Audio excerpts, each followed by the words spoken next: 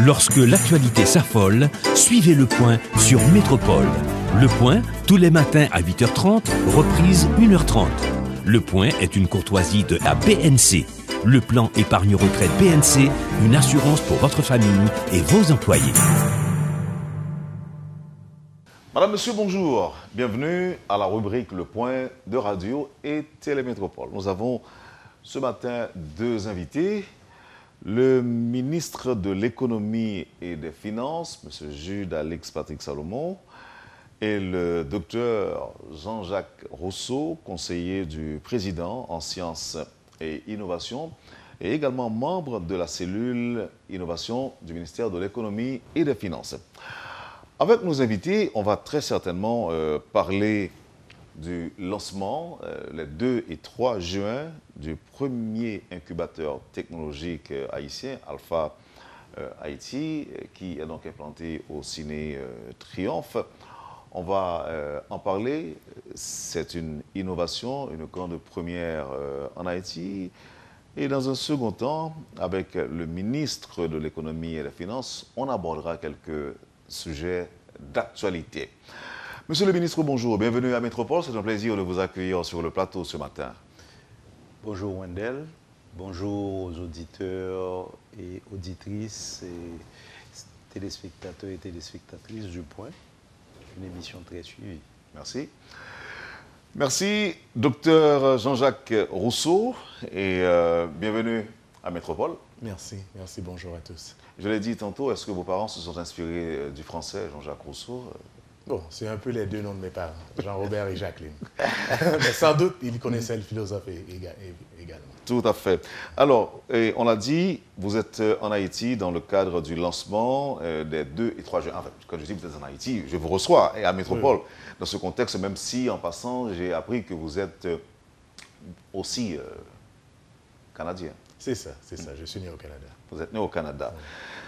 Alors, dites-nous, monsieur le ministre, Alpha Haïti, en guise de présentation, vous diriez quoi? C'est quoi ce projet? Bon, pour nous, la problématique qu'on a dû se colter et qu'on a dû se concentrer dessus, c'est d'augmenter la richesse du pays, de permettre au pays de se construire une dynamique positive. Avec un taux de croissance de 1,5, 2,5%, on ne va pas loin, compte tenu du retard à combler dans le pays. Donc, il faut rentrer dans une dynamique de création de richesse. Donc, création de richesse, qui dit création de richesse, dit aussi libération du sens de l'initiative, libération de la créativité.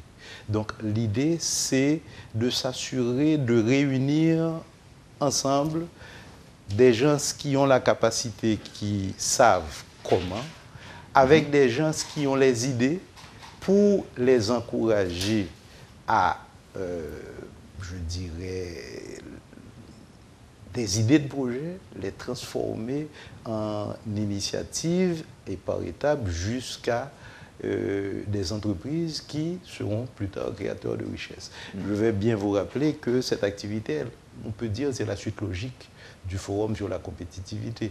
On avait fait pour essayer de se poser des questions sur l'ensemble des conditions et des paramètres à mettre en place pour libérer la compétitivité. Comment libérer cette compétitivité, comment faire de ce pays un pays qui bouge, qui avance et qui crée. Merci, Monsieur le ministre, pour les réponses apportées à la première question. Alors, avec le docteur, vous êtes, comme je vous ai introduit, conseiller du président en sciences et innovation et membre de la cellule innovation du ministère. En quoi consiste votre travail? Alors, mon travail est vraiment à 2 grands volets. Le premier, c'est de travailler avec l'équipe au ministère de l'Économie et des Finances pour préparer ce lancement qui va se faire cette fin de semaine, les 2 et 3 juin. Pour le centre incubateur Alpha à Haïti. Et le deuxième, c'est aussi travailler avec les différentes parties prenantes au secteur public et privé pour développer une politique nationale d'innovation qui donne un contexte de politique publique à cet effort et à d'autres connexes que nous allons développer. Un centre incubateur en Haïti, ça veut dire quoi? Et c'est quoi en général? Alors, un centre incubateur, c'est une structure, c'est un emplacement, une place physique et aussi virtuelle, où nous allons prendre des personnes qui ont des idées d'entreprise et on va les encadrer pour qu'ils puissent se transformer en entrepreneurs. Et cette transformation se fait de par la formation, mais aussi leur parcours va inclure développer des prototypes, c'est-à-dire la version la plus simple qui marche de leurs produits ou services pour qu'ils puissent avoir des contacts avec des investisseurs et aussi des clients de référence. Vous avez aussi, je crois que vous avez entendu parler de start-up. Oui. Et alors, par définition, le start-up serait donc un projet ou encore une petite entreprise en herbe ou en gestation. Exactement. Alors, quand je dis entreprise, c'est vraiment une start-up. La start-up, c'est la version la plus petite de l'entreprise qui va produire ce produit ou service. Alors, c'est la start-up qui est la version la plus petite de l'entreprise qui va développer la version la plus petite du produit qui marche. L'idée, c'est que nous voulons tester le plus rapidement possible avec des investisseurs et des clients potentiels. Mais est-ce que l'on doit inévitablement avoir une start-up avant d'être reçu au centre? Non. Est-ce qu'un projet sans sa mise en œuvre peut permettre à celui ou celle qui conçoit l'idée ou qui a l'idée d'être reçu, par exemple, au centre incubateur? Oui, absolument. Alors, Alpha Haïti, au fait, il y a vraiment deux grands volets au point de vue des entrepreneurs qui vont être reçus. Le premier, c'est des entrepreneurs, disons, en voie de développement, qui ont des idées d'entreprise à haut potentiel, qui ne sont pas nécessairement déjà des entrepreneurs. Alors, nous, on les donne la bienvenue, il va y avoir un concours, ils vont pouvoir appliquer. Et l'idée, c'est qu'ils vont être reçus d'après leur démonstration du potentiel de l'idée d'entreprise et aussi leur démonstration du niveau d'engagement. Nous, le programme est justement pour les transformer en entrepreneurs. Alors, ce n'est pas nécessaire que la start-up existe. Nous allons travailler avec eux pour justement lancer la start-up. Je peux mentionner que nous allons aussi avoir le noyau d'un accélérateur des industries culturelles. Ça, on peut en reparler, mais ça, c'est pour les entrepreneurs culturels, c'est-à-dire des personnes qui sont déjà dans le domaine, qui ont déjà des clients, et nous allons les encadrer avec des formations et des services sur mesure pour les aider à être de meilleurs entrepreneurs, c'est-à-dire de prendre avantage de la technologie et des outils d'entrepreneurship pour qu'ils puissent accélérer leur croissance. Et est-ce que c'est dans cet ordre d'idées qu'on parle d'incubateur technologique? Exactement. L'idée, c'est de la prendre différence. Alors, un incubateur serait cette structure qui transforme des personnes qui ont des idées d'entreprise à des entrepreneurs. Ça, c'est général. Mais nous allons vraiment lancer un incubateur technologique, c'est-à-dire c'est un incubateur, mais qui prend avantage de la technologie de façon plus intensive. L'idée, c'est, comme le ministre a mentionné plus tôt, c'est vraiment, on essaie de contribuer à la croissance de la productivité. Alors, ça rentre dans le cadre d'une approche de développement économique du gouvernement. Alors, nous, on veut inciter la création d'entreprises qui vont faire un usage plus intensif de la technologie. C'est pour ça que c'est un incubateur technologique. Quand un ministre de l'économie et des finances se déplace pour venir à la télé pour parler d'un projet, d'une initiative gouvernementale, il faut croire que c'est très important. Dit-on, monsieur le ministre, c'est vrai, vous avez dit tantôt que c'est une suite logique au forum, mais en quoi, par exemple, vous pouvez, ou encore, quelle est la motivation du gouvernement derrière ce projet? Bon, ce qu'il faut comprendre, c'est que, et malheureusement, je dirais, si on peut faire un lien avec notre éducation éco, souvent, on n'a pas confiance en nous et on ne croit pas qu'on peut faire quelque chose. Et avec ce projet, on veut vraiment faire comprendre aux jeunes que leur avenir, ils peuvent le construire s'ils sont assez cohérents avec eux-mêmes et s'ils ont assez de discipline pour pouvoir réfléchir et ce qu'ils vivent dans leur vie peuvent les aider, ceux qui manquent à leur environnement, ceux qu'ils ont vus et qu'ils peuvent améliorer, peuvent amener des idées de projet et à travers cet outil, l'incubateur, on va mettre en relation ceux qui ont les moyens financiers, mais qui peuvent ne pas avoir des idées, et ceux qui ont des idées, mais qui n'ont pas de moyens financiers. Donc, c'est quelque part développer une dynamique positive pour bien comprendre qu'on peut lutter sur d'autres fronts. Parce qu'on est un pays qui se tourne beaucoup trop volontiers vers la confrontation et, je dirais, une compétition négative entre des groupes. On veut faire comprendre qu'il n'y a pas d'avenir pour ce pays autrement qu'en mettant ensemble, en commun, notre matière grise, notre capacité, notre sens d'initiative, notre créativité, que l'ensemble de ceux qui visitent le pays ne prennent pas du temps pour le reconnaître. On doit mettre en commun ce potentiel pour essayer de donner un nouveau départ au pays et surtout pour permettre à ce pays d'être reçu, d'être compris, d'être apprécié différemment. À votre avis, monsieur, est-ce qu'Haïti utilise correctement les outils technologiques à sa disposition déjà? Bon, je peux dire que qu'est-ce qui est bien, c'est qu'il y a un haut taux de consommation des outils technologiques, que ce soit les réseaux sociaux par exemple, mais qu'est-ce que nous aurions voulu voir, c'est une transformation de la consommation à la création. C'est là où Haïti va pouvoir avoir des retombées économiques de l'utilisation de la technologie. Alors, il y a certainement des opportunités d'utiliser la technologie de façon plus intensive au point de vue de rehausser la productivité. Mais nous, à Alpha Haïti, qu'est-ce qu'on aurait aimé voir, c'est de passer de consommation à création et développement de technologie.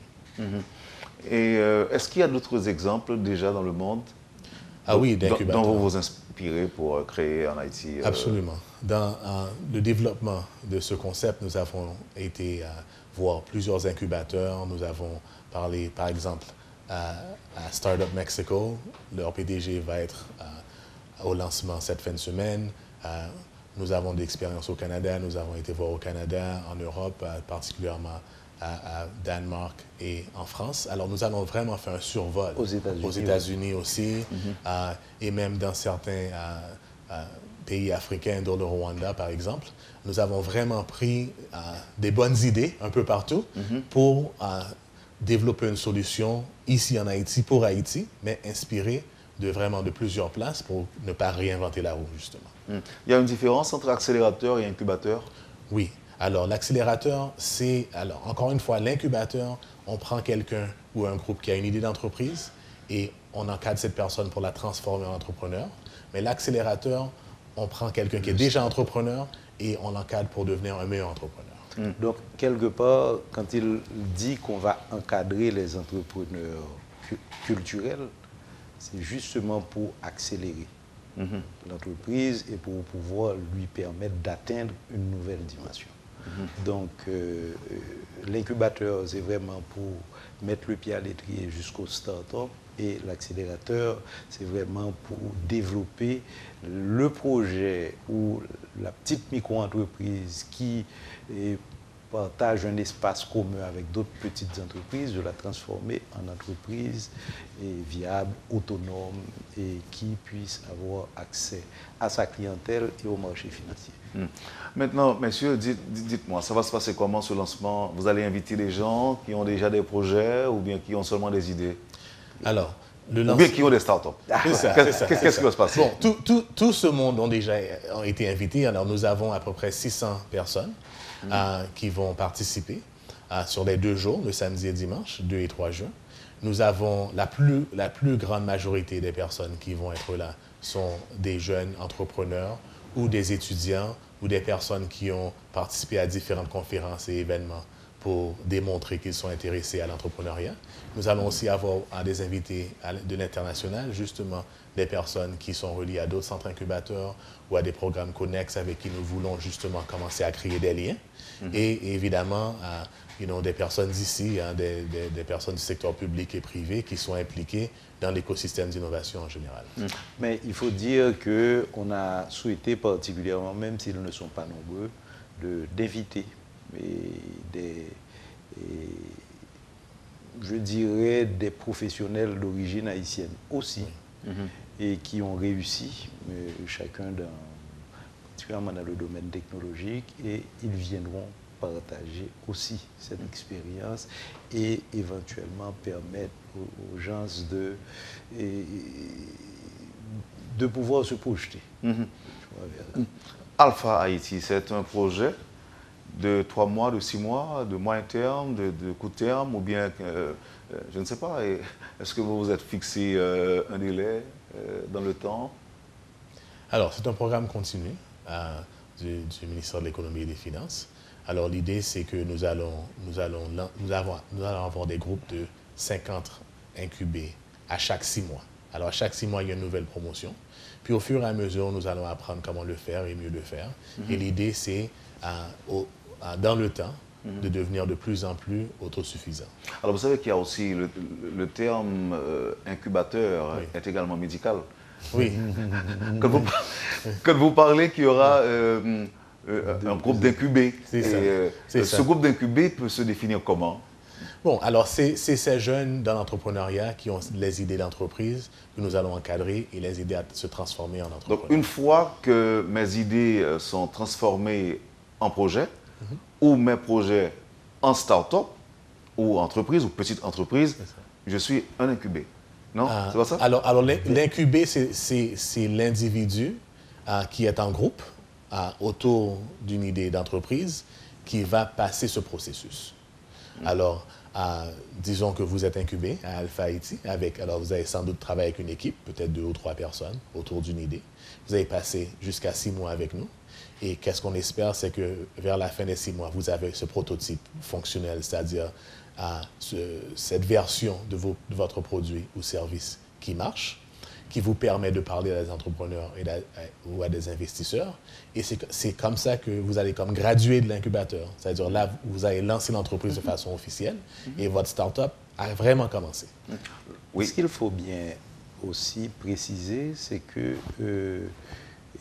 dans le cadre d'une organisation telle que Incubateur Alpha, on encourage dans un cadre les incubés à se concentrer sur leurs idées de projet, mais comme ils ne le sont pas seuls, ils échangent aussi avec d'autres incubés qui vivent sur leurs projets, et on les apprend aussi progressivement à communiquer ces idées aux autres. Parce que, n'oubliez pas, le tout, ce n'est pas d'avoir des idées, mais c'est d'intéresser d'éventuels partenaires à ces idées de projet. Et ça aussi, ça s'apprend.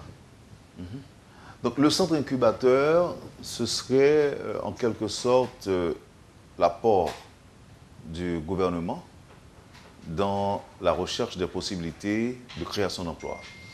Oui, on peut le dire comme ça, parce que nous créons le cadre, mais comme M. Rousseau l'a dit tout à l'heure, à ce cadre devra être autonome, parce qu'il y aura moyen pour ce modèle de se développer et de se multiplier.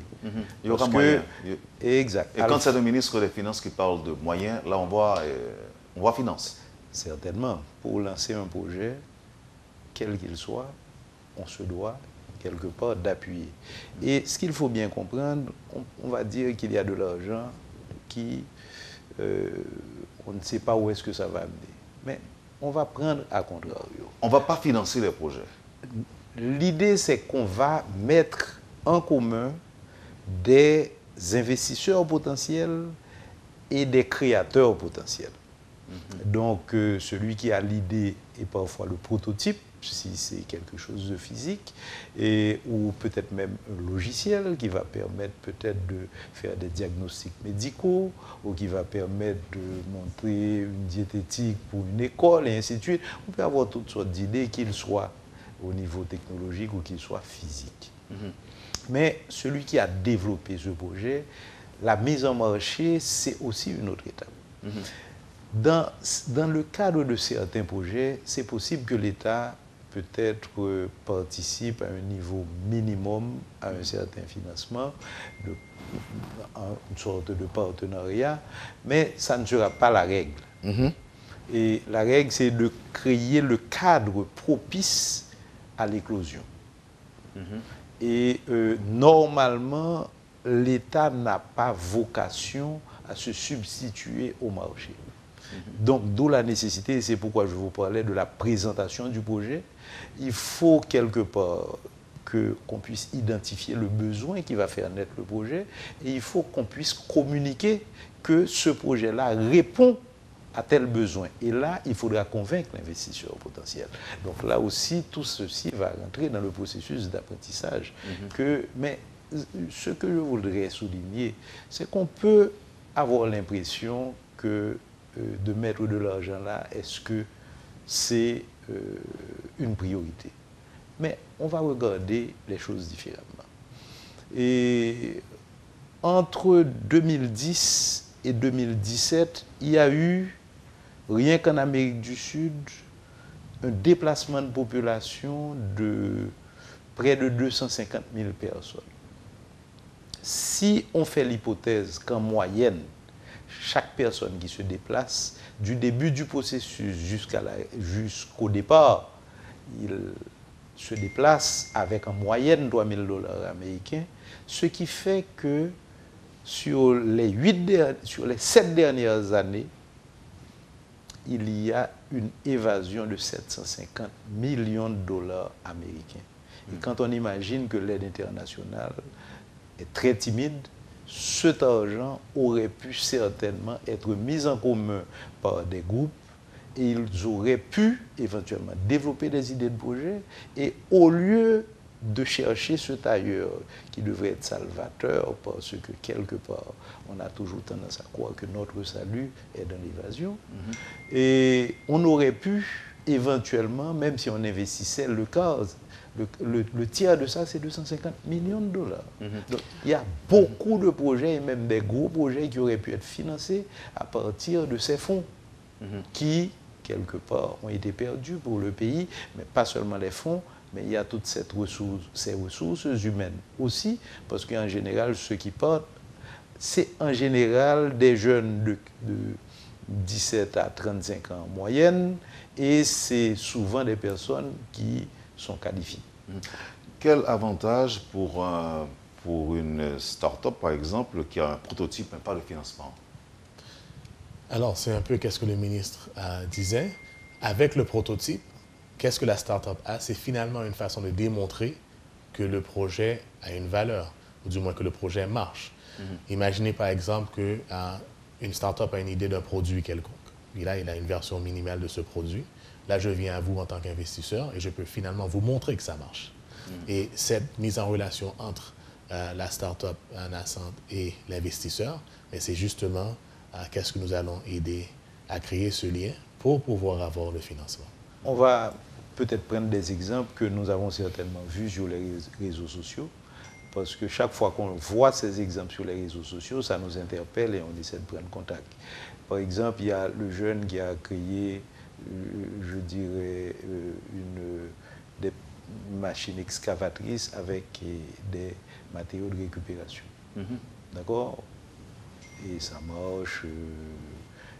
Il y a ce jeune qui a fait la valise avec d'accord, rechargeable pour cellulaire, parce qu'il y a un panneau solaire, un mini panneau solaire. Il y a l'autre qui a fait une valise, mais avec un par-dessus intégré. Parce qu'en saison pluvieuse, au lieu d'apporter une autre, il y a le par-dessus incorporé. Donc, c'est des idées. Et donc, moi, j'ai vu tout ça. On en discute toujours. L'idée, c'est quoi? C'est que quelque part, c'est aussi de récupérer. Il y a ce père-là qui a, pour son enfant, qui a créé un robot d'une première génération. Et c'est des personnes qui n'ont pas étudié la robotique. D'accord, la robotique. Donc, l'idée, c'est un potentiel énorme. Donc, comment peut-être... Donc, Alpha Haïti va encourager la réflexion et la production. C'est exactement l'idée. Mais est-ce qu'il y a une catégorie de gens que vous ciblez particulièrement? Je vous pose la question, c'est parce que on entend souvent des étudiants affirmer qu'ils ont des idées et qu'ils n'ont pas de financement, qu'il n'y a pas d'encadrement de la part du gouvernement. Et puis il y a aussi des gens de la diaspora qui nous suivent actuellement. Ces gens-là, est-ce qu'il y a un message particulier pour eux? Est-ce qu'il y a lieu de les inviter aussi à venir en Haïti, soumettre leurs projets ou encore leurs idées de projets ou encore leurs start-up, le cas échéant? étudiants, gens de la diaspora. En premier lieu, je vous ai parlé de plusieurs initiatives. L'un, c'est un jeune mineur, et un autre, c'est 2 designers, d'accord, pour la valise, et un autre, c'est un père bricoleur. Donc, c'est pour dire que la porte est ouverte. Parce que, en fait, il faut creuser et certaines idées qui mettent en avant, en évidence, je dirais, des personnes qui ont réussi, comprennent IBM, ça a commencé dans un garage. Et Apple, c'est pareil. Facebook, c'est 2 amis. LinkedIn, c'est pareil. Donc l'idée, c'est que ils ont pu, au bon moment, trouver les accélérateurs, enfin les éléments d'accélération qui ont pu leur permettre de faire la transition entre l'idée et le projet qui marche. Donc, quand on prend Facebook, on a voulu créer un lien entre des gens parce que on a vu qu'il y avait un manque au niveau universitaire. Et l'idée, ça a évolué au-delà des limites qui étaient entrevues. Donc, c'est pour dire qu'on ne sait jamais qu'est-ce qui peut être. On n'a pas d'idée préconçue au départ. Et on ne rejette personne.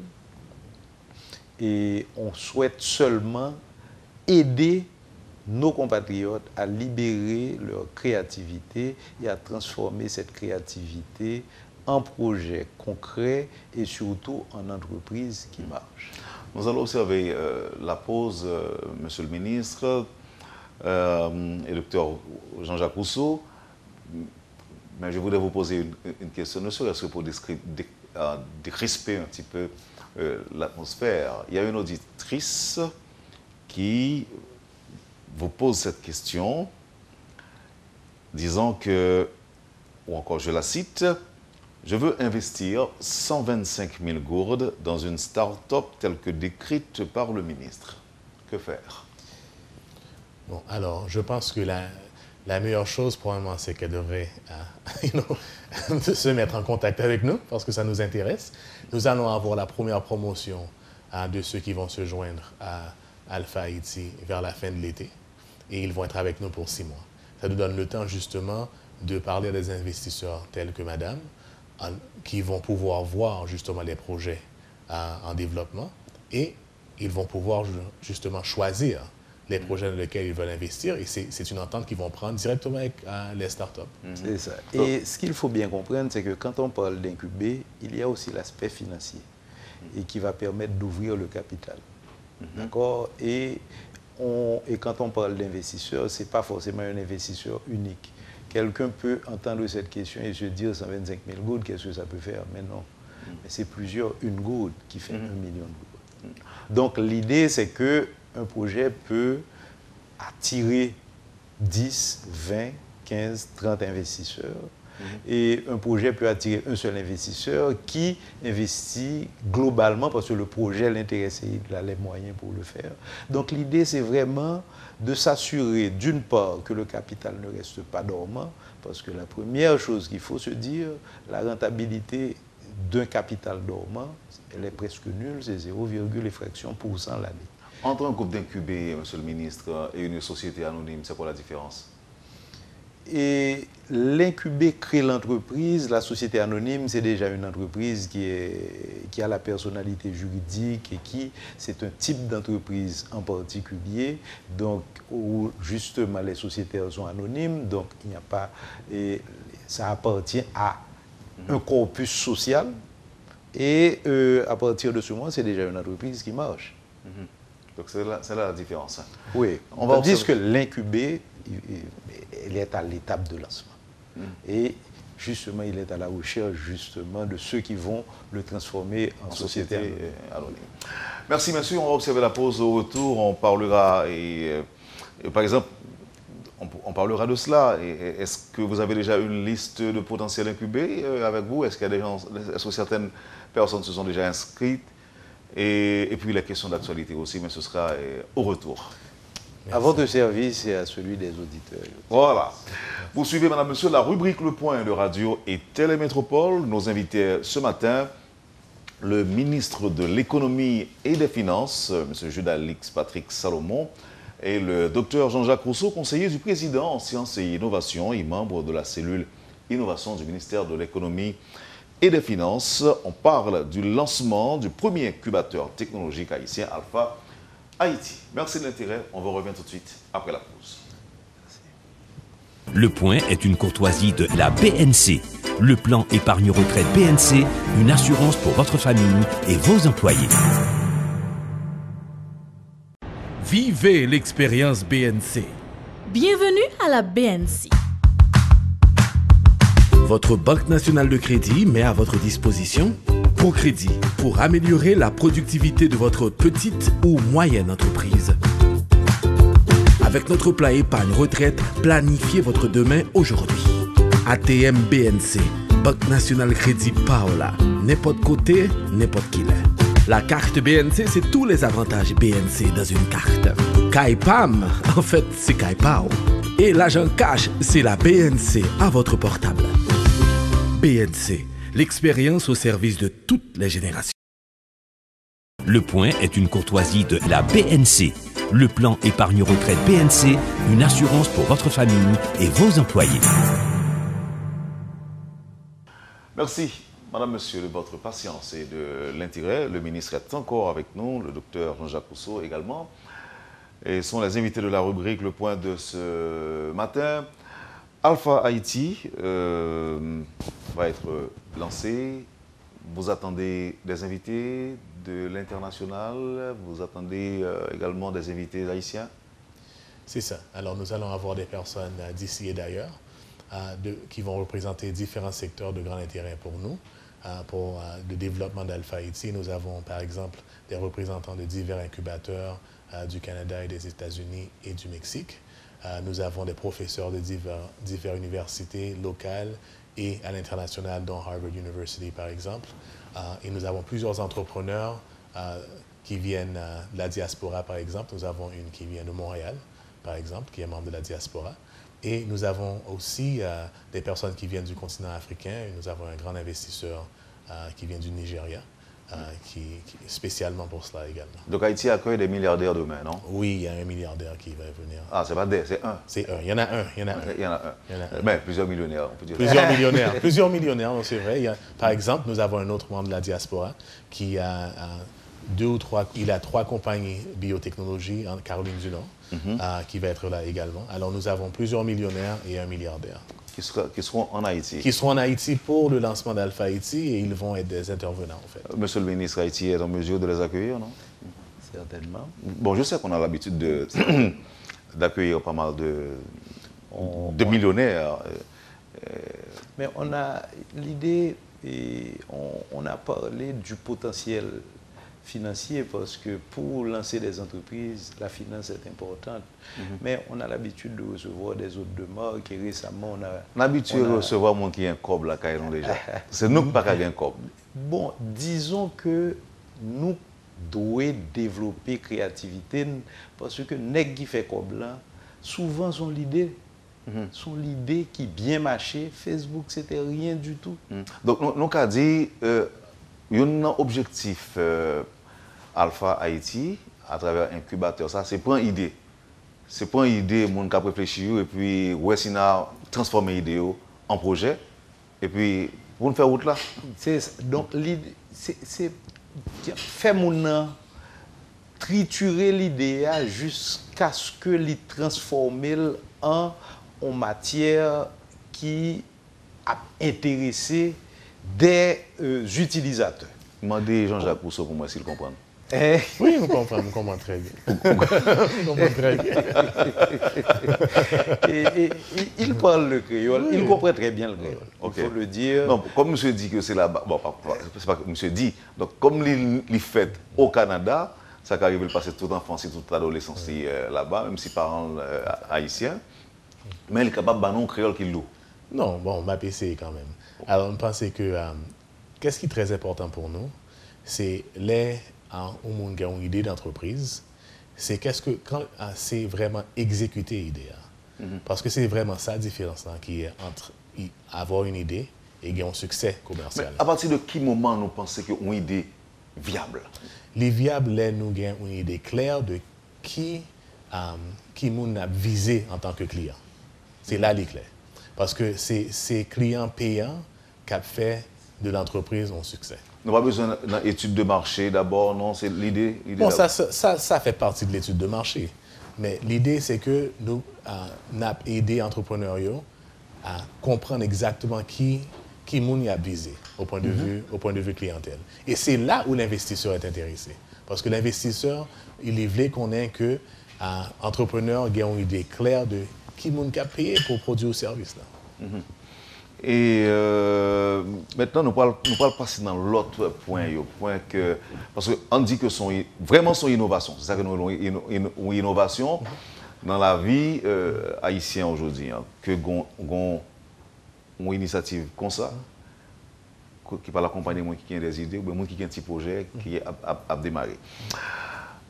Permettre que moi fasse mes parenthèses pour passer dans l'autre point, dans quelques autres points avec le ministre. Ministre Salomon, première question que je poser, est-ce que Haïti, est-ce que Coupe du Monde est déjà là? Ça, c'est préoccupation de tout le monde. Je crois que le pays en tape vraiment chagrin en pile si télévision tape de l'autre programme autre que match Coupe du Monde durant la période. Donc, nous confions que Coupe du Monde là, il y a pour elle. Nous sommes dans la Coupe du Monde là et malgré tout contrat tu signé, tu as 20% ministère a demandé pour prélever on sorte de comme taxe comme ça pas la cause retransmission coupée pendant que nous sommes en pleine Coupe du Monde. Le problème ça va poser pas ça. Bon, l'idée c'est quoi? C'est que si nous achetons par exemple Doyo, et c'est normal que nous rentabilisions le tout. Donc, parce que son modèle économique tout, et nous, même si nous n'avons pas besoin de faire profit sur ça, mais au moins, nous avons dit, les gens qui peuvent transmettre match en général, ils ont des publicités payantes et ils ont peut-être une rentabilité dans la période-là. Nous ne pas demander que nous capter la rentabilité, mais au moins on partie de rentabilité pour permettre nous rembourser d'Acadie montant qui décaissé pour joindre retransmission. Donc c'est ça. Et puis là encore, il faut le comprendre. Moi, malheureusement, je suis ministre des Finances. Mais si on parle de que le ministre, il paye déjà. Parce que c'est comme taxe que l'État apprend pour le payer droit de retransmission. Donc, à quoi bon demander contribuer à 20% encore? C'est pas. Attendez, l'idée c'est qui ça? C'est que toute activité économique générateur de revenus, malheureusement, des formations financières, doit avoir une captation d'une partie de revenus à titre de taxe. D'accord? Parce que nous gagnons et pas oublier publicité au bon prix durant la période là, prix à pire durant la période là que durant l'autre période. On est d'accord. Ce mois c'est un mois très spécial. Donc c'est normal, nous ne pouvons pas dire 100% revenus, mais si on dit qu'il y a une partie de ces revenus qui normalement doivent revenir au fisc, ce n'est que justice. On comprend. Bon, bien que quelqu'un qui a dit que l'État doit radio autour, l'État doit radio comme publicité, autre, il pas payé. Non, là, on est d'accord que vous dites, et si c'est le cas, c'est normal que l'État paye cette dette. Non, bon. On est d'accord. Maintenant, on a des décisions que nous sommes prenons là, 100 millions nous injectés sur le marché pour empêcher que le dollar continue à valer good là. Okay. Nous sommes très optimistes par rapport à résultat que ça est capable de faire ça. Bon, et on connaît que recevoir, par exemple, le gouverneur déjà ici. Et soit songer qu'on leitmotiv que le gouverneur a toujours répété. Salut nous, c'est dans la croissance liée. D'accord? Il n'y a pas d'alternative à la croissance. Donc, ça veut dire qui ça? nous arrêter, de confirmer, de rappeler tout le monde que la gourde, c'est la monnaie nationale. Mais l'idée, c'est que nous devons créer des initiatives. Initiatives incubateurs, c'est une initiative. Nous devons créer des initiatives créateurs de richesse pour rendre nous moins dépendants de devises. Parce qu'il y a un problème qui gagne. Demande de devises trop important parce que tout ça n'a pas consommé, c'est importé, n'importe quel. Nous avons besoin de retourner nos dynamiques de création, côté que chemise, parce que longtemps, même souliers, c'est ici que nous avons acheté. D'accord, c'était l'exception quand on achetait des chaussures à l'extérieur, c'était pour vœux. D'accord, donc on doit retourner dans cette dynamique de création, de richesse, qui pour faire que la majorité produit besoin, nous joignent là. D'accord, wap font caille, c'est vrai, il y a un problème céramique, mais pour qui ça ne pas fait céramique là ici? D'accord, nous devons faire ici, pour qui ça ne pas faire? Oui, pour qui ça nous oblige à importer ciment? À supposer qu'on prend décision aujourd'hui, monsieur le ministre, vous avez dit, Haïtiens ont décidé de pas le produire. Mais résultat, c'est difficile pour eux à court terme, alors que la situation nous est un petit peu... Eh bien, c'est peut-être ça, la Banque centrale commence par injecter l'argent. La Banque centrale a un backup pour le faire. Parce que c'est bon comme l'a injecté comme ça. Parce que de temps en temps, marché à testo. Donc là, ça a une nervosité, dire artificielle. Mais lorsqu'on a un backup là derrière, on dit qu'il y a si mal essayé de créer un mouvement là, je risque perdu. Parce que je vais essayer de faire une spéculation. Et puis, on y a un risque, bâton risque frapper, parce que dans tout le monde, les mapachés, m'a perdu sous lui. Donc, pas d'anticipation. C'est ça. Donc, l'idée, c'est pour prévenir ces anticipations pendant qu'on met en place les instruments pour libérer la créativité et libérer la croissance. Parce que c'est de ça, c'est notre projet. C'est notre vision, c'est notre finalité. Nous partageons avec le gouverneur Banque centrale, là, entre autres, qui toujours parle très fort, mais ce n'est pas lui-même seulement. Et Ouro Farel en parle aussi beaucoup, Forum économique, là, tout. Donc, l'idée, c'est qui ça? C'est mettre nos conditions pour bien comprendre que notre veste de consommateur, il faut l'enlever et qu'on y en nous trousser pour y être nous, pour produire les biens et les services dont on peut avoir besoin sur le territoire. Le gouvernement perçoit la taxe ou PPE? Oui, mais... Donc ça veut dire que c'est difficile pour nous. Justement, mais là... Parce que si nous ne sommes pas là-dedans, nous ne pouvons pas encourager tailleurs, encourager... Hier, on a parlé de ça. Il faut me dire que PPE... Non, hier, justement, nous avons une réunion avec les directeurs des organismes de perception et cette activité est revenue sur le tapis. On avait mis une taxe sous lit et puis bon, ça a créé un petit remous. Mais on n'a pas pour comprendre. PPA, il y a 3 niveaux. Bon niveau PPA, c'est dans le magasin là. Parce que pas oublier que bon partie dans PPA, c'est des stockages. C'est les produits qui saison finie, saison pour le changer, quand été ça, il y a pas le mettre vêtements d'automne et d'hiver, donc stock ça, stock vêtements ça, je dis l'année prochaine, je crois que le modèle va changer, on va pas le gagner ça dans stock. Et ça aurait des stockages là, ils vendent nos stocks là, on vit le prix. Mais c'est en vrac, ils viennent pépé et c'est souvent dans un magasin qui vendent à des prix d'acadou prohibitifs. Et où gagne deuxième catégorie, nous avons parlé de ça, c'est des vêtements presque neufs. Où on a des blagues là, on a besoin de l'ombal, il achète un costume ou bien l'achète un rad, et puis demain matin, il retourne. Oui, mais il y a des gens qui fâchent tout, dans ce sens, ils disent que les Haïtiens n'ont pas abusé de système. Eh bien, c'est ça. Non, mais l'idée qu'on vient, et puis, il y a un rad d'occasion, vraiment, qui est troisième catégorie, qui lui-même, qui plus, qui dans la rue. Mais il y a un chose pour nous comprendre, c'est que PPA a un deuxième volet que nous sommes obligés de considérer, son volet santé publique. À côté du fait que le crée une concurrence défavorable par rapport à la production nationale. c'est un élément que nous avons regardé bien. Comme il y a un fort niveau, je dirais, relatif à des couches défavorisées, tout. Donc, nous avons contemplé le bien, tenant et aboutissant, pour nous regarder qui j'en ai pas abordé. Mais on dit, pas une alternative à la production nationale. Et toute mesure qui appropriée que nous prenons pour encourager la production nationale, là, nous avons toujours privilégié et nous avons toujours expliqué pour nous prendre. Monsieur le ministre, je ne vais pas recevoir là pour ne pas prendre la question de gaz là avant, non? Gaz a monté vraiment? Bon, on nous Priya. Non, on nous dit que gagnons un décret 95, nous estimons que depuis 2010, le décret n'a pas appliqué, l'heure pour appliquer le décret 95 qui fixe modalité, qui définit modalité pour fixer prix produits pétroliers. Donc, l'idée, comme nous pouvons application l'a faite dans un délai peut-être un mois et demi.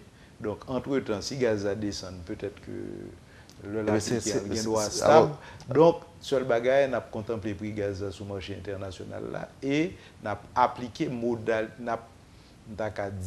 mettre en application modalité de fixation des prix qui était définie dans le mécanisme décret 95. Non, le problème, c'est que les Haïtiens ont constaté, au même tour, et moi-même, gaz n'a pas jamais descendu, malgré les créas. Gaz n'a pas jamais descendu. En Haïti, moi, je me songe que j'ai un gallon de gaz 200 gouttes, on est là, et puis il baissé sur le marché international. Non, il était descendu avant 2010. Mais depuis 2010, il n'a pas descendu pour quelle raison? C'est parce que ils ont toujours subventionné par rapport à taxi. Et puis, même le descend, il a toujours été dans la limite de subvention, il n'a pas jamais dépassé le niveau pour prix en baisser vraiment. Et un bon exemple, quand on a une subvention liée autour de 65-70 gouttes pour gasoline par gallon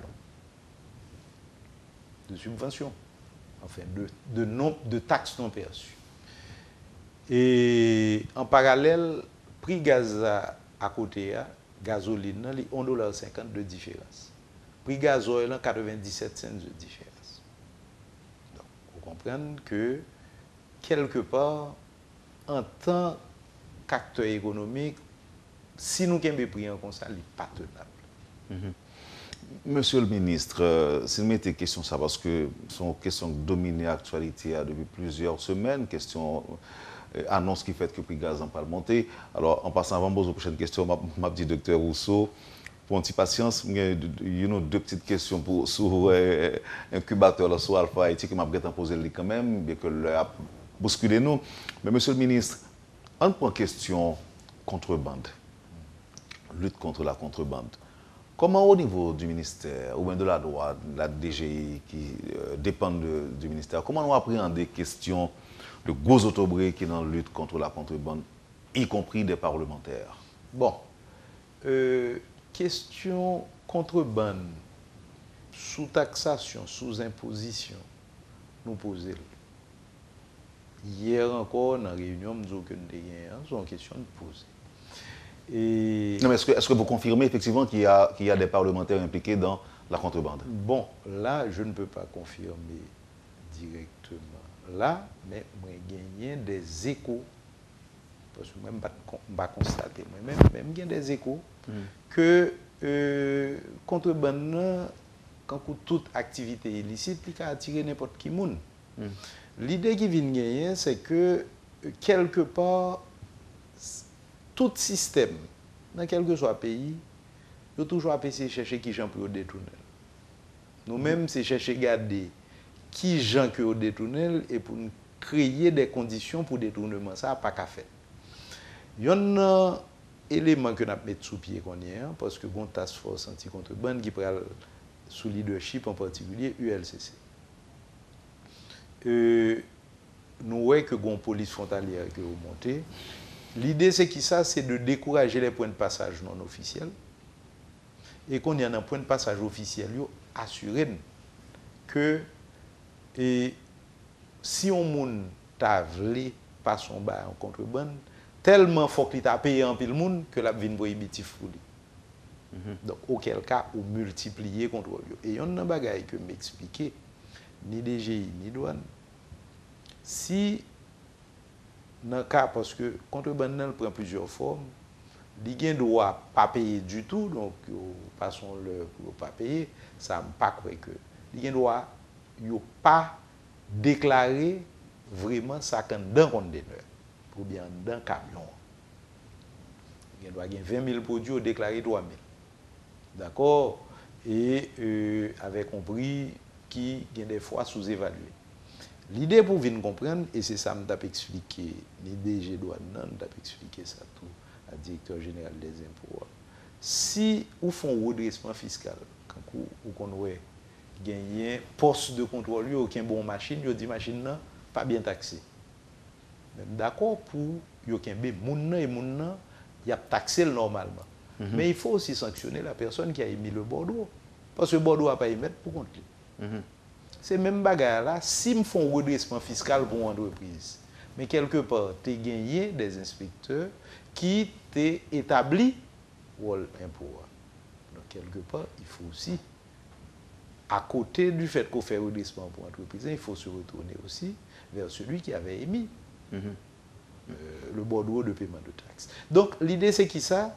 C'est cohérence pour nous mettre, et puis ensemble pour nous avancer. Parce que,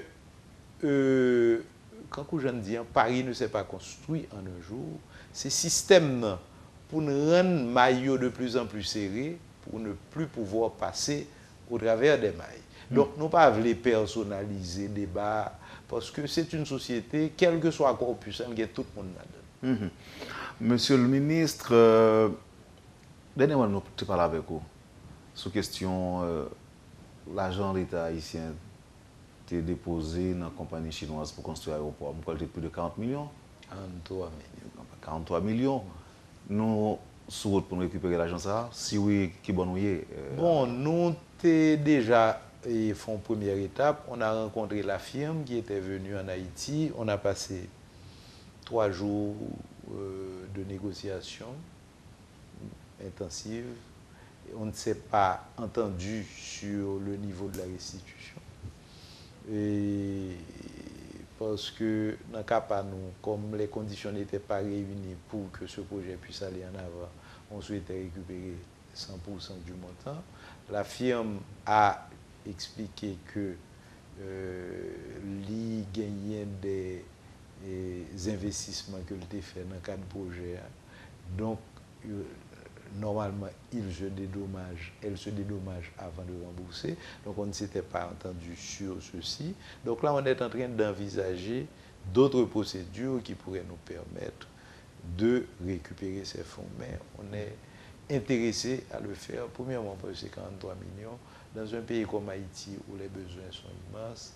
Et il est clair que nous ne sommes pas capables uniquement de laver les mains et give up. Parce que le projet ne pourra pas être mené à terme. Donc, la moindre des choses, ça serait de récupérer les fonds qui avaient été avancés pour permettre à ce projet de prendre corps. Monsieur le ministre, souvent il y a des annonces nous avons fait prêts, dons, et on prend Banque mondiale qui a annoncé par exemple hier un don que le fait Haïti, un don de 90 millions, Taïwan font prêt de 150 millions, en fait, il dit 4,5 milliards de dollars, mais c'est de dollars taïwanais, que la RSC convertit les 150 millions américains, dollars américains. L'argent, ça, nous citons deux ça. Pour qui ça, nous n'avons pas jamais effet, par exemple, sur la vie, sur le dollar, en fait, sur la monnaie locale. Bon. Pour ça, injection, ça, est-ce que va injecter effectivement sur le marché? Bon, dans le cas de la Banque mondiale, l'argent ne va pas arriver. Parce que... Non, mais tu as fait d'avant. Oui, je comprends, mais l'idée, il faut qu'on bien garder, nous avons changé de paradigme de fonctionnement. Nous avons plus systématique dans le travail pour essayer de faire plus avec moins.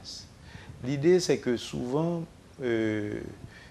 gagner une différence entre montant engagé et montant décaissé. Donc, dans le temps, nous toujours ça, même et ça qu'on arrive nous faisons un budget avec des promesses de prêts ou de dons et des fois, pas de temps concrétisé. Là, on a travaillé avec la Banque mondiale et on a déjà commencé le processus pour décaisser au moins 30 millions avant le 30 septembre. Et dans le cas de Taïwan, ça c'est un appui budgétaire, mais dans le cas de Taïwan, 150 millions, ça c'est, je dirais, une partie de financement que nous avons besoin pour nous refaire le réseau électrique.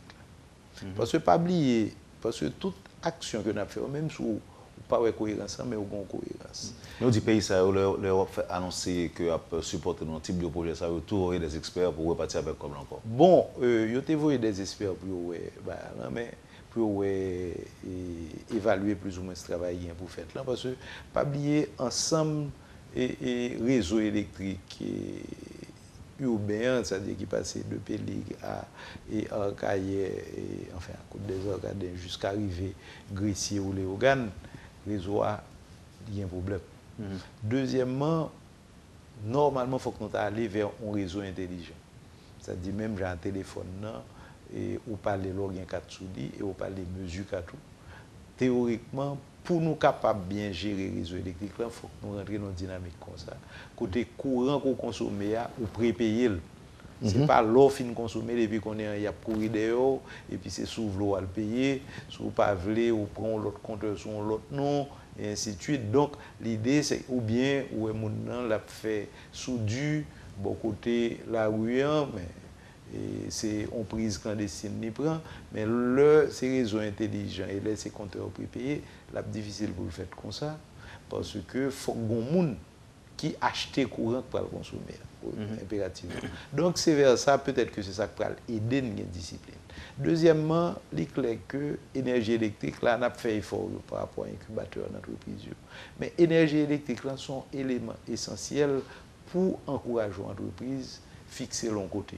Parce que autrement, le coût de fonctionnement de l'entreprise est très élevé, parce qu'il faut que l'achat un groupe électrogène, et dépendamment de grosseur groupe électrogène, il y a des fois son double gaz par jour. Minimum. Donc, l'idée, c'est que quelque part, permettre que l'énergie électrique disponible sont éléments essentiels liés de création d'entreprise. Mais nous avons le dernier bail, tout, route là tout. Parce que si route là faite, communication plus facile, à la fois communication technologique, là, mais communication routière là, plus facile, bon, on n'a pas de problème pour limiter ton entreprise Miragouane. Il n'y a pas de problème pour le mettre le B2N.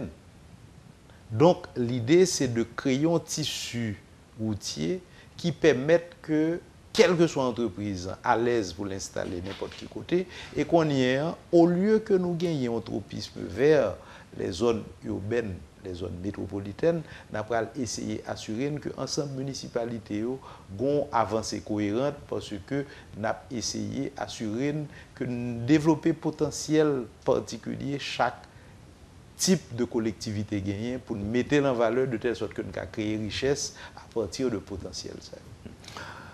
Alors, tellement de questions d'actualité, monsieur le ministre, même à obligé de respirer et même posons des... Par exemple, le coût de la vie, tout le monde a dit aujourd'hui, tout le monde est monté. Bon, c'est vrai que c'est plus le ministre du Commerce qui t'a répondu à la question, ça, mais au concerne tout en tant que ministre des Finances, qui t'aime quitter Haïti, t'aime font traverser l'autre bord de l'eau avec vous. Les gens qui sont en diplomatie, dans la représentation diplomatique, on nous plaint, il dit que c'est 4 mois, 5 mois, le gouvernement haïtien a doué. C'est pour qui ça l'oblige tout le temps ça? Bon, et pour le problème, ça, c'est simple. Le problème, c'est que la diplomatie, aujourd'hui, particulièrement à l'extérieur, ou gagne 2 fois trop, ou tu gagnes 2 fois trop de monde par rapport à monde que tu as besoin. Mais le dégraissement a commencé quelque temps déjà. Mais très peu. Et par rapport à ça, pas rythme que tu prévois. Parce que tu prévois que le dégraissement doit fait depuis juin 2017. D'accord? Il prend un temps parce qu'il y a eu des ajustements nécessaires pour bien préparer ce dégraissage. Et ça qui vient arriver, c'est que comme il n'est pas fait à temps, il y a eu un dépassement budgétaire sur l'année dernière, que le budget de cette année a dû couvrir, et comme il n'y a pas fait dégraissage à temps, prévision que nous avons fait depuis juin l'année dernière pour 17-18 ans, il y a un temps consommé depuis février. Donc là, c'est budget rectificatif-là qui va le permettre que nous rattraper tout ça, de telle sorte que nous rentrions dans le processus de percevoir l'argent régulièrement. Et s'il y a des rappels qu'on fait, nous toucher ça ou bien pour toucher au moment du. Donc ça veut dire que ça continue à rappeler le monde. Bon, et les affaires étrangères, ce n'est pas mon domaine. La seule chose, moi, je connais que. Quand il s'agit de pays, oui, mais. Domaine pas. Non, mais c'est vrai, mais il faut bien comprendre que la diplomatie, il gagne plusieurs difficultés que tu gagnes là-dedans. Premièrement, il y a une difficulté, le fait que une série de monde qui nommé diplomate, qui n'est pas capable de diplomate, parce que ils ont gagné, par exemple, citoyens, ils ont citoyens des pays côté hier. Ils n'ont pas qu'à recevoir, ça aurait les exéquatures, auquel cas, ils n'ont pas qu'à jouer rôle diplomate. Et ça arrive en pile à l'extérieur, côté que les gens vivent Montréal. Et sont des gens qui n'ont pas rentré à Haïti depuis siècles. Et puis, par une circonstance favorable, ils ont nommé le diplomate. Mais, vous comprenez, ou bien la vivent Miami, ou bien c'est New York la vivent, et puis, jouer un poste dans la diplomatie, mais il n'a pas étudié la diplomatie. Et entre-temps, chaque monde qui arrive, chaque groupe qui arrive, un groupe additionnel qui montait sous groupe qui était déjà là, qui était trop important. Donc, vous par vagues successives. Et qu'on y ait la diplomatie déborde de personnel à l'extérieur beaucoup plus que ce qu'on devrait pouvoir payer. Et ça arrivait que même des pays dit alarmés de cette situation et opposés problème. Donc c'est pour dire que c'est un problème sérieux qui, si nous pas aborder le problème, comme pays, on ne sera pas pris au sérieux par nos partenaires. Et un deuxième bagaille qui arrive, et souvent on l'oublie, le rappel en diplomatie est la norme. On ne peut pas faire plus de 5 ans en poste diplomatique. Passer 5 ans, tu perds de vue la réalité du pays où tu es affecté, ou que tu es censé représenter, tu deviens beaucoup plus un ressortissant du pays où tu es affecté. C'est peut-être ça, on a regardé tout pays, combien de temps est ambassadeur canadien fait, combien de temps est directeur USAID fait. Il ne va pas jamais faire. Il va jamais faire plus de 3 ans. Et ceci, c'est tous les pays. On finit avec une remarque, un auditeur et fait, mais c'est le parler de Alpha Haïti. Par contre, si c'est vous-même qui t'ai parlé, qui t'ai cité Mosaïque, comme proche de céramique, oui. L'auditeur a dit, comme nous parlons de céramique, Mosaïque Gardère, par exemple, recevoir visite un ministre depuis qu'il fondé, ça fait 70 l'année, ni aide l'État. Passé incognito.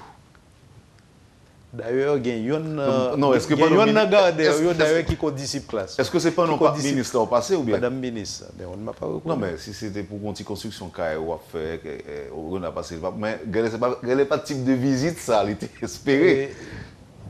Pour qu'on s'accrive, nous commençons à visiter tout le monde. Par exemple, hier, je parlé avec un économiste, je pour mal visiter et côté au fait celle.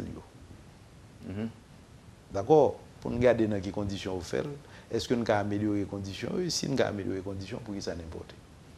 Ça veut dire qui ça? Ça veut dire nous intéresser, nous allons visiter Mosaïque Gardère, mais pas seulement lui-même. Donc, mais il faut me dire que ça nous intéresse beaucoup. Toute bagaille qui a créé une alternative à l'importation, nous là pour encourager. Et si je ne peux pas passer, je passerai en tant que ministre. Merci pour l'invitation. Est-ce que c'est invitation de Mosaïque Gardère ou bien d'auditeur? Non, ça c'est Gardère qui fait remarque là. Je passerai. Parce que je pense que si le moi c'est que d'accord comme dit. Non, mais c'est pour dire que non, ça m'intéresse. Ça montre que ça a montré tout qu'il y a un peu de monde qui a suivi, monsieur le ministre, qui a suivi le point. Félicitations. Je vous en prie. Alors, Jean-Jacques Rousseau, docteur Jean-Jacques Rousseau, il y a un auditeur qui t'a aimé, une idée de adresse email ou bien adresse alpha, à toute fin utile. Qu'est-ce qu'on a dit, adresse Alors, il y a un site web qui est alpha.ht. Et sur le site, la personne peut indiquer son nom et donner son courriel et on va pouvoir être en contact avec cette personne. Alors, c'est alpha.ht. Alpha.ht. Pas de téléphone jusque-là? Ah non. Alors, c'est alpha.ht. Non, téléphone, numéro de téléphone. Non, je dis, il n'y a pas de numéro de téléphone. Il n'y a pas de numéro de téléphone. OK. Gon l'autre monde qui dit... Alors, c'est Lionel Gardel, il dit pour moi, merci pour lui.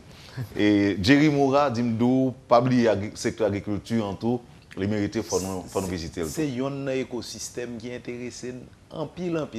Parce que nous voulons augmenter la production nationale, là, mais nous ne pas arrêter dans le produit primaire. Il faut qu'on rentre dans la transformation en tout.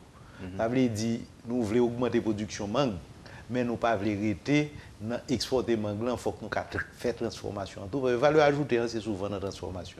Ça veut dire... Il y a un gros problème dans le secteur, ça, je dis, le secteur mangue.